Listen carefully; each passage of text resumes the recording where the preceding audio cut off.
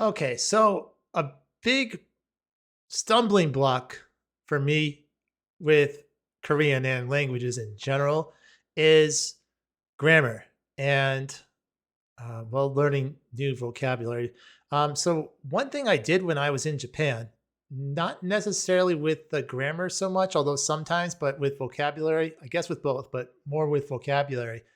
I lived in a share house with many people, like 60 of us in this dormitory style living share house. And so I had lots of conversation opportunities. I mean, people, they obviously weren't, Japanese teachers, but we would often speak English, Japanese. We would talk to each other. People were there to socialize and meet people. That's why they chose to live in this environment. So what I would do with vocabulary is, of course, I would do a lot of things, but among those things I did include to like try to learn 200 words at once. I would pick a couple words. Um, Among those 200 words, I tried to memorize for the day. And I'd say, because it's just not realistic to do this with the 200 words, but you can take a couple words and then say to yourself, okay, I'm going to go use these couple words, these one word, or maybe up to five at most, but probably like two to 1 to 3 words in a conversation with somebody, because using it is I mean, it's intuitive. Using this like in real life is a great way to get it into your long term memory so that it's there forever. And it worked really well. It wasn't 100%. Some people will give you kind of similar advice and say, once you use it in a conversation, you know it for life. That's not 100% true. I can tell you from experience. If you deliberately force yourself to use this method and force yourself to use it in a conversation, sometimes you will still forget it. Someone will say it back to you then a few days later, and you're like, what is this? What are they saying? Oh my gosh. And then you figure it out and you're like, oh my God, I just used that word the other day and I hate myself. This isn't possible. But anyway, on to Korean. So what I'm thinking with grammar, um, whenever you take a class, a grammar class, in either at a community college or at online, like I used to do these small group lessons online for Japanese that were really good at, like I said, I think it was Japanese University online, still around probably, but I haven't taken lessons from them in a number of years. Um, they'll teach you a grammar point. They'll do like one, maybe 2 points, depending on how difficult the grammar is. Maybe if it's a difficult grammar point, they may spread it out over 2 classes. I had one of my Japanese teachers did that for my university course, and they just really focus on this one point. And they, of course, we use it in class so that you get a lot of practice in class. And the teachers will generally, my good teacher would try to reuse it in future classes to remind us.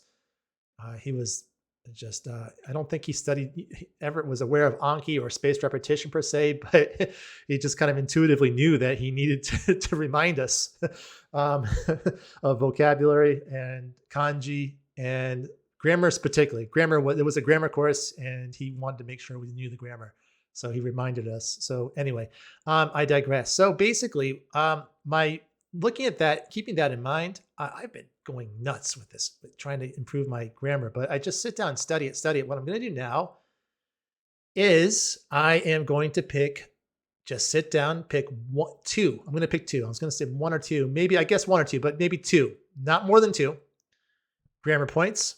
I'm going to focus on those two grammar points, read several example sentences, of course, try to get a good feel how to form it in a sentence, maybe try to make some sentences of my own. I hate doing this, but I'm going to do it right now with these grammar points. And then I'm going to just kind of not study any other grammar, just going to keep this grammar in the forefront of my mind with the goal of using it in a conversation.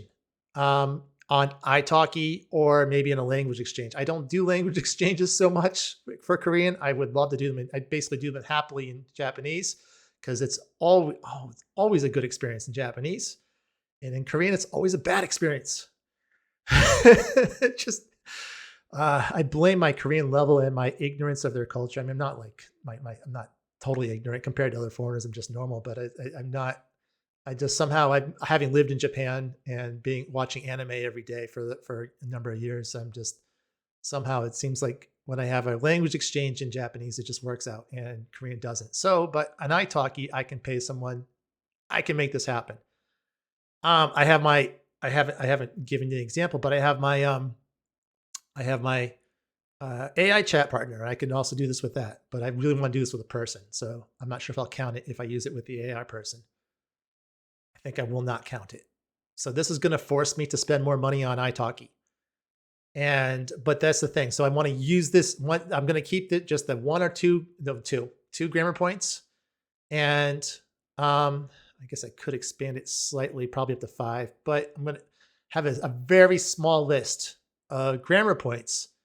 And I'm just going to check it off once I use it in a conversation. And maybe a couple times, hopefully, but at least once, then I can check it off and then move on to studying a new grammar point. I'm just going to study this thing, just kind of review it until I use it in a conversation. So I'm actually going to go to probably going to go to my beginner book. I haven't used all the beginner grammar points, and you definitely want to start with the easier, more common points, and move up from there. I would when I give if I give advice to people, I say focus on the easy grammar. Don't worry about intermediate grammar unless there's an intermediate grammar point that basically doesn't exist in the easier. There's not an easier version of it. It only exists in the intermediate.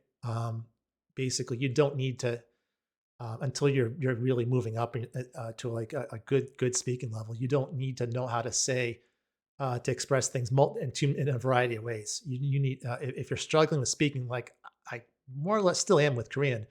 You really need to focus on the basics. Keep focusing on the basics until those are second nature.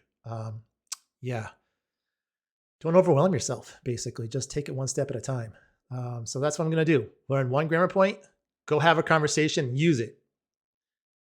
Yeah, and I think this is great advice for anyone else. That's why I thought I'd make this video. So yeah, hopefully if you like this idea, give it a try. Let me know in the comments if you do. And happy studying.